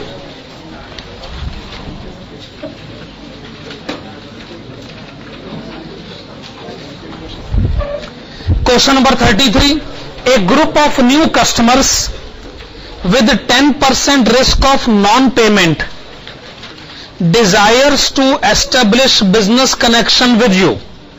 पहले से यह बात हम आपको बता दें कि बैड डेब्ट का रिस्क है 10% का। 10% रिस्क ऑफ नॉन पेमेंट का मतलब यह कि बैड डेब्ट का 10% का रिस्क है। This group would require 1.5 month of credit and is likely to increase your sales by ₹60,000 per annum. Production, administration and selling expenses amount to 80% of sales. You are required to pay income tax at rate of 50%. Should you accept the offer if required rate of return is 40% after tax? Also state the degree of risk of non-payment that you would be willing to assume if the required rate of return after tax were 30%. Heading डालेगा evaluation of the offer received from new customers. Evaluation of the offer received from new customers.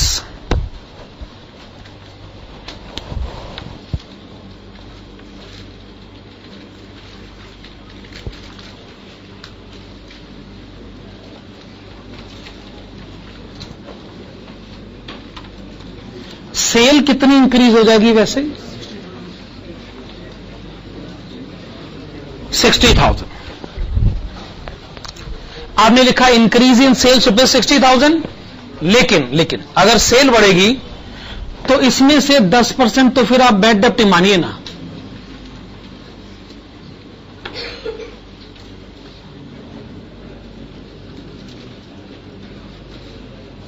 %10 जाने 6,000 रुपए।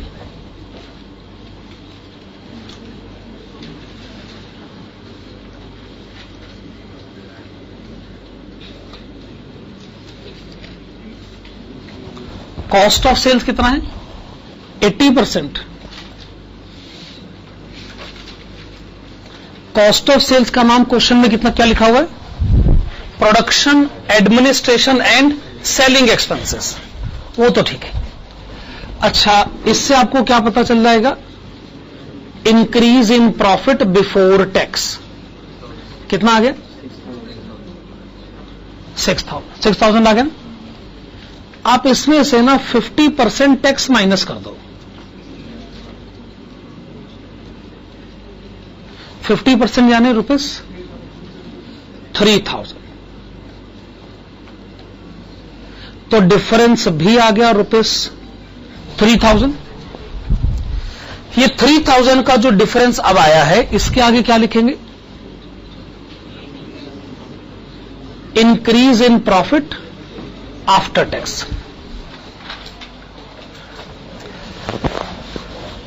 इसमें से हम क्या minus करेंगे?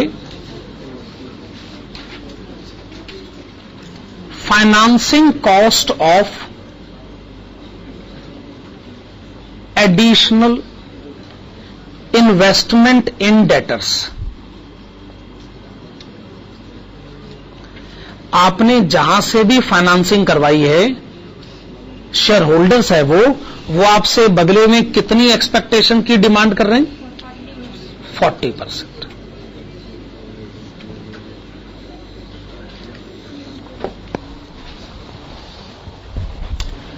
तो देख लेते कि हमें कितने एडिशनल फंड्स की जरूरत पड़ेगी। तो आपको वर्किंग नोट बनाना पड़ेगा। वर्किंग नोट की हेडिंग डालनी पड़ेगी, एडिशनल इन्वेस्टमेंट इन डेटर्स।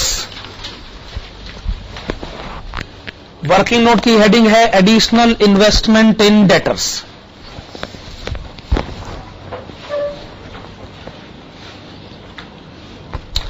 बताइएगा इन कस्टमर्स को हम कितने महीनों का क्रेडिट देंगे? 1.5 मंथ। तो डेटर्स बैलेंस 1.5 महीने की सेल पर इन्वेस्टमेंट 1.5 महीने की कॉस्ट लिखेगा। Since debtors collection period is 1.5 months. Since debtors collection period is 1.5 months, comma, the investment in the debtors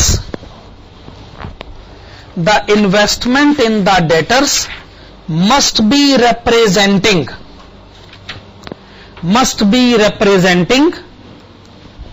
1.5 months cost of sales. 1.5 months cost of sales, that is,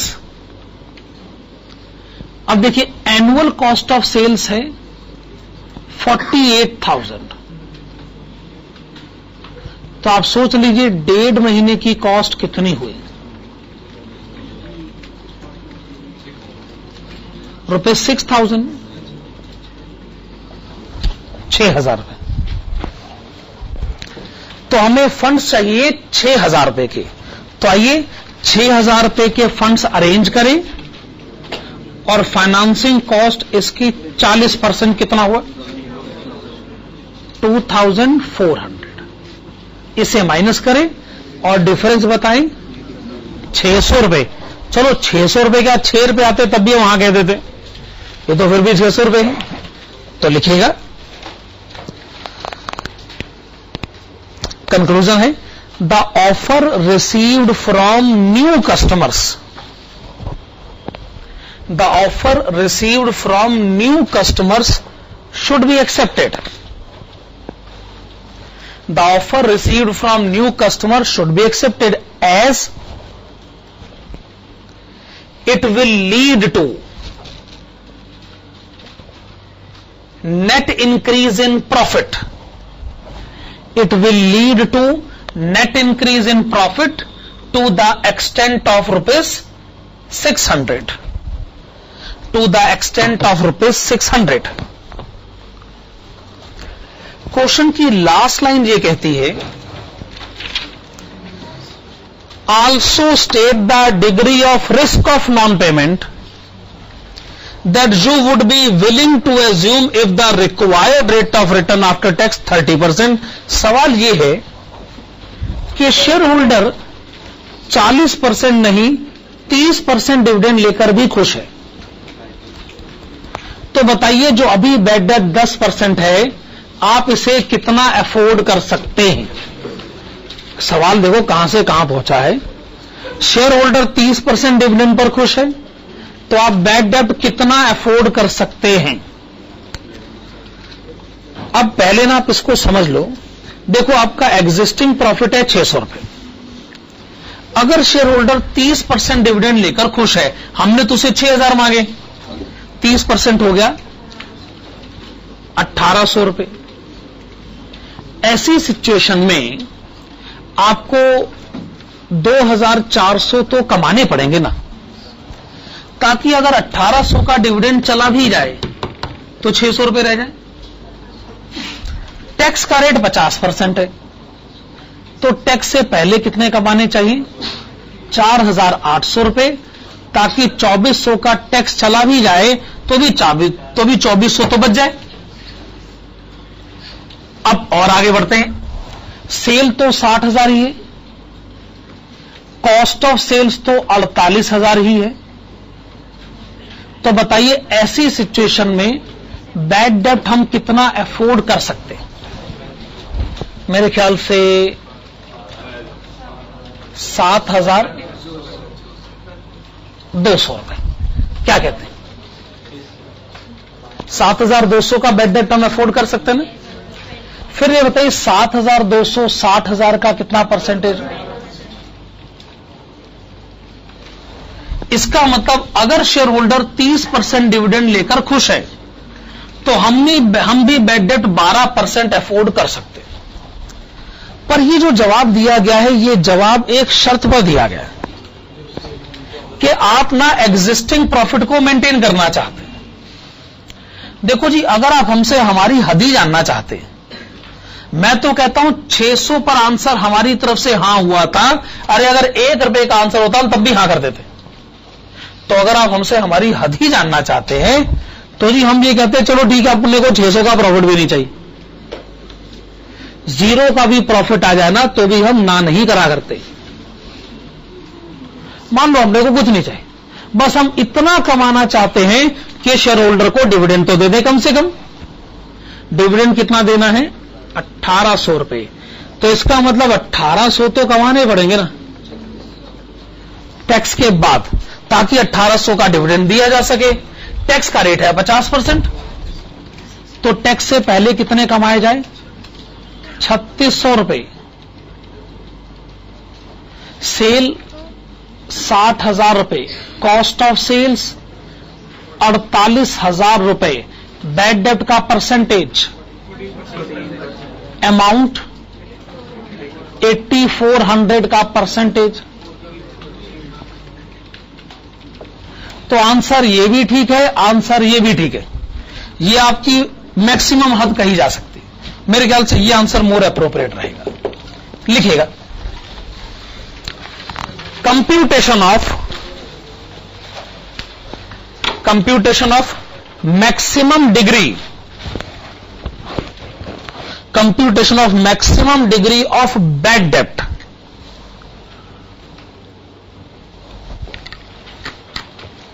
Computation of maximum degree of bad debt if the cost of capital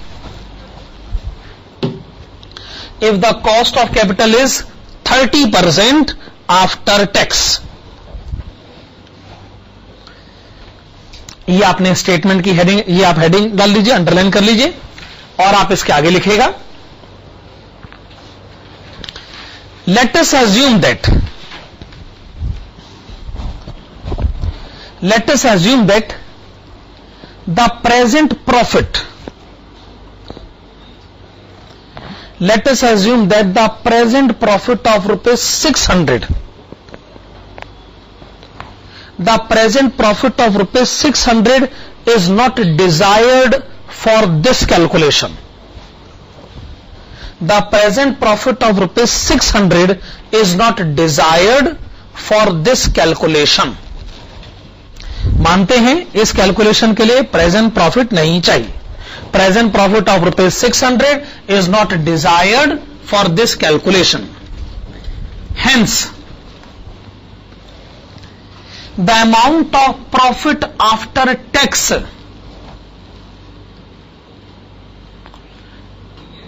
must at least be rupees. The amount of profit after tax must at least be rupees 1,800. 1,800 के brackets में लिखेगा 30% of rupees 6,000.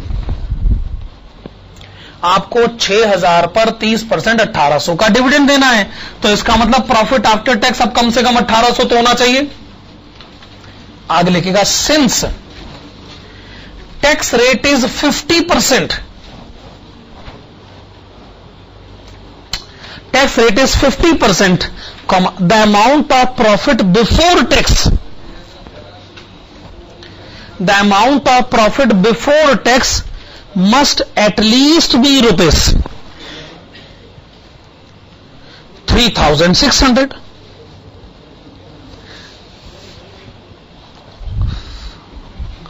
क्या ये बात सही है? अगर after tax 1,800 होना चाहिए यानी बिफोर टैक्स 3,600 होना चाहिए. Therefore maximum permissible bad dept, maximum permissible bad dept is computed below.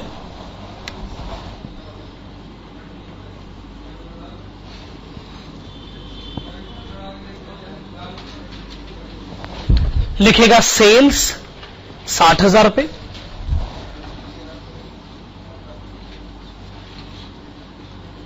Minus cost of sales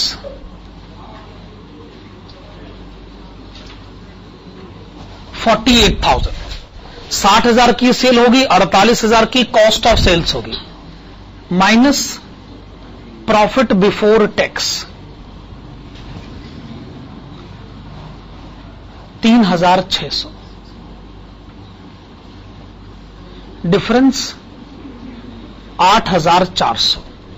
8,400 के आगे लिखेगा मैक्सिमम बैड डेप्ट्स. तो ऐसी सिचुएशन में हम बैड डेप्ट 8,400 अफोर्ड कर सकते हैं.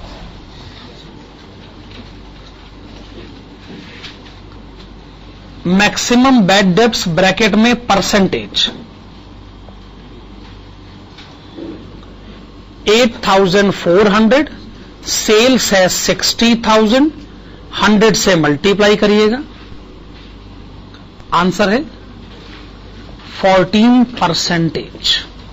आंसर आपने बताया 14%. ठीक बात है ना? हाँ, तो अब हम आज का आखिरी क्वेश्चन करेंगे.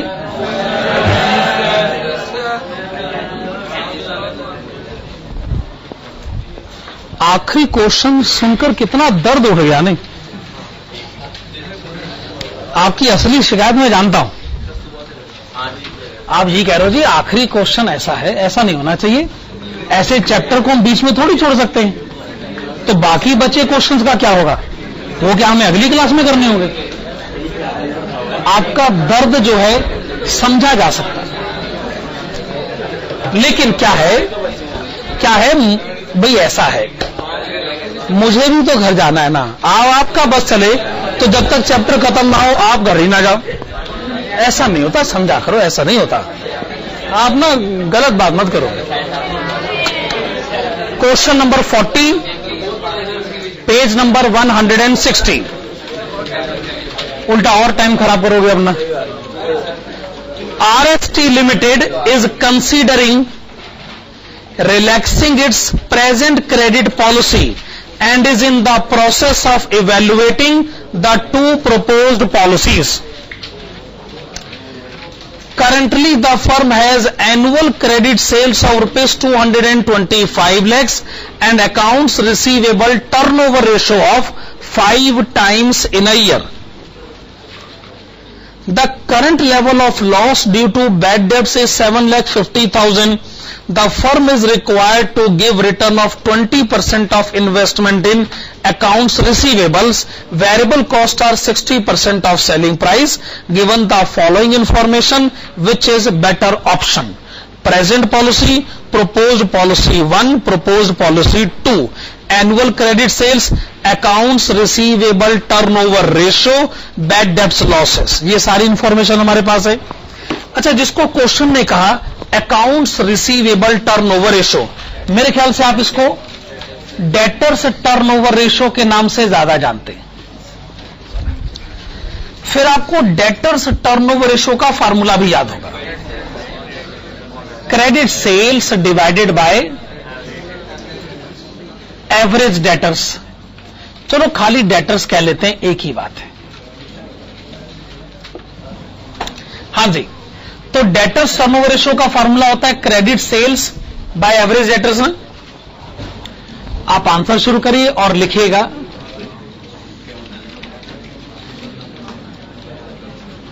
Debtors balance is equal to. Yes, debtors balance कैसे पता करें? Credit sales divided by debtors turnover ratio. ठीक है भाई, ये फॉर्मूला. डेटर्स बैलेंस पता करने का तरीका हो गया credit sales divided by debtors turnover. बड़ा सिंपल सा था ये तो हमारे लिए. चलिए, आपने फॉर्मूला लिख लिया. अब आप ये बताइए कि प्रेजेंटली क्रेडिट सेल्स है कितने. तो क्या आप कहना चाहते हैं रुपीज 225 लैक्स, यानी आप कहना चाहते हैं 2,25 लैक्स. ठीक है ना. अच्छा, प्रेजेंटली डेटर्स टर्नओवर कितना है? 5 टाइम्स. तो प्रेजेंट डेटर्स बैलेंस बताइए, फिर से बताइए. 45 लाख रुपए.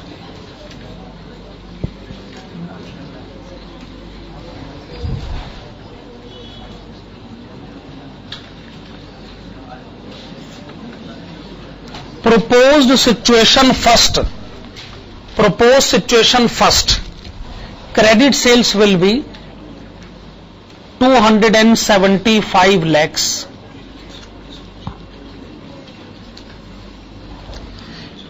Debtors turnover 4 times. Debtors balance बताइए.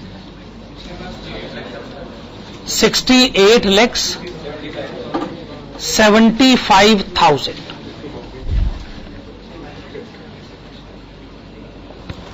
Proposed policy second, credit sales will be 3 crore 50 lakhs.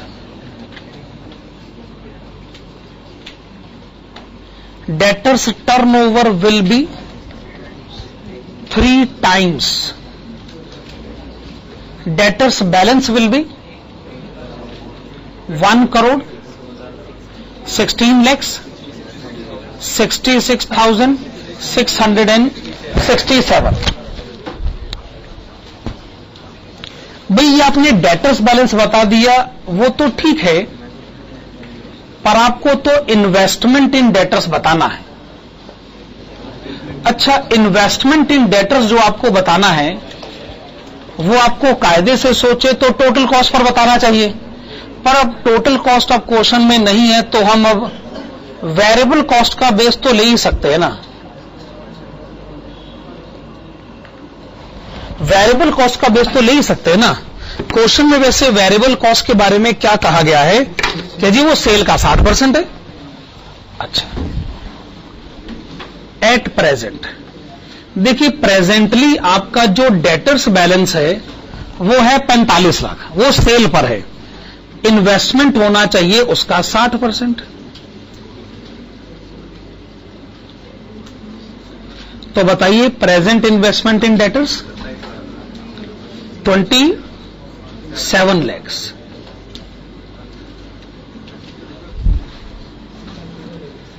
Proposed situation first. Investment in debtors will be 60% of the sales value. Sales value 68,75,000। 60% बताइए, फिर से बताइए। 41,25,000। Proposed situation second, again it will be 60% of 1,16,66,667, 70 lakhs।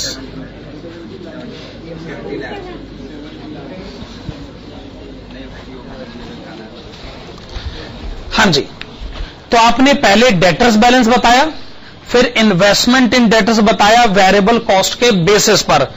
अगली heading डालेगा evaluation of various credit policies. Evaluation of various credit policies.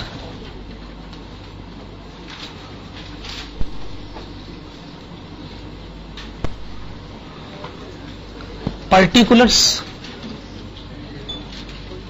present situation, particulars, present situation, proposed situation first and proposed situation second।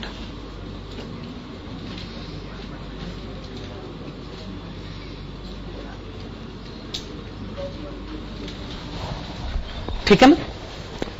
हाँ, तो शुरुआत करते हैं हम sales से।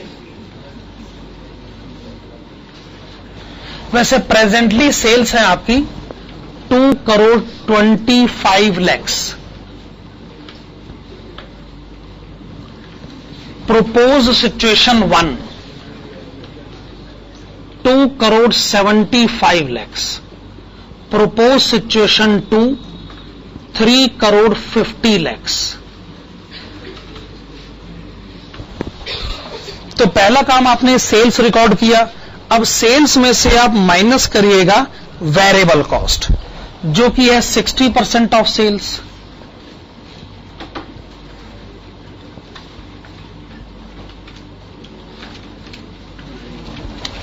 Present 60% कितना लिखा जाए? दोबारा से बोलिए। 1,35 lakhs। Proposed option 1 1,65 lakhs। Proposed आपने बताया 2,10 lakhs। 2,10 lakhs।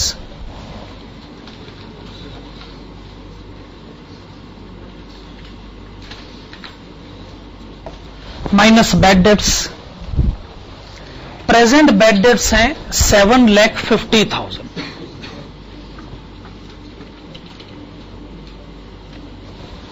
प्रोपोज्ड ऑप्शन 1 में 22,50,000।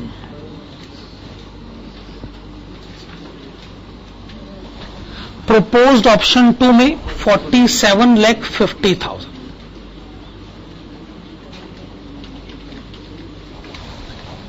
Minus financing cost of investment in debtors.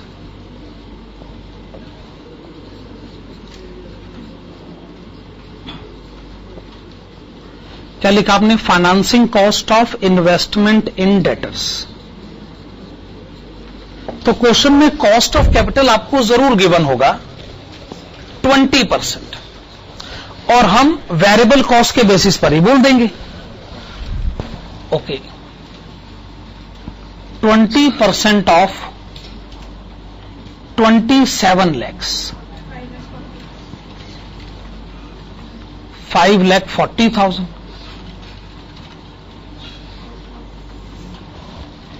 20% of 41,25,000, 8,25,000, 20% of 70 lakhs,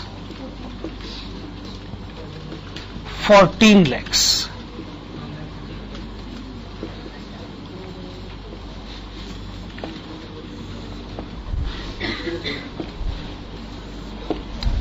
तो आप सेल्स में से ये सब माइनस करिए। पहला आंसर क्या है? 77 लाख 10,000, 77 लाख 10,000 है पहला आंसर। दूसरा आंसर है